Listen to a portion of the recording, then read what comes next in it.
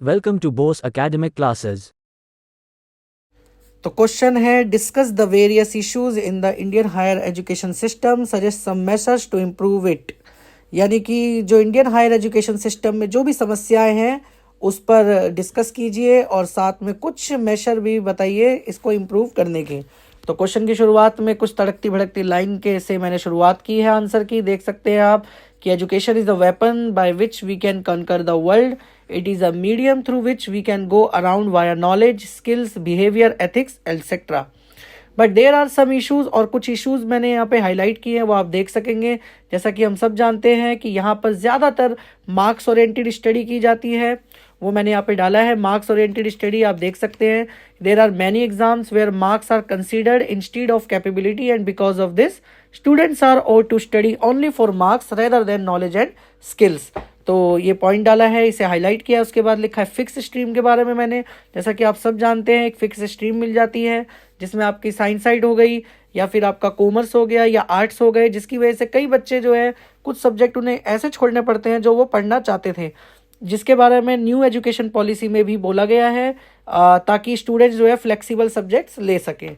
उसके बाद जो है लैंग्वेज बैरियर, ये भी एक बहुत बड़ा इशू है क्योंकि बचपन से ही एक लैंग्वेज का डर सताता है बच्चों को। कई बच्चे मैथ्स इसलिए समझ नहीं पाते क्योंकि उन्हें इंग्लिश लैंग्वेज समझ नहीं आती।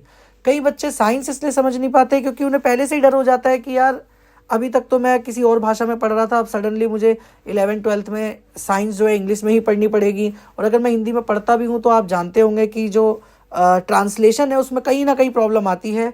उसके बाद लैक ऑफ इंफ्रास्ट्रक्चर हो गया है, ये बहुत बड़ी समस्या है कि हमारे स्कूल कॉलेजेस आज भी इंफ्रास्ट्रक्चर की बहुत कमी महसूस करते हैं।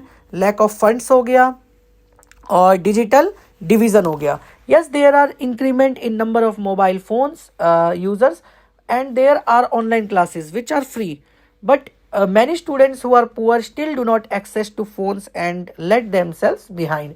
मतलब ये है कि डिजिटल डिवाइड आप समझ सकते हैं कि हाँ, माना कि बहुत मोबाइल यूज़र्स बहुत ज़्यादा बढ़ गए हैं, ऑनलाइन क्लासेस भी बढ़ गई है, लेकिन अभी भी कुछ बच्चे ऐसे हैं जो इनके एक्सेस से दूर हैं।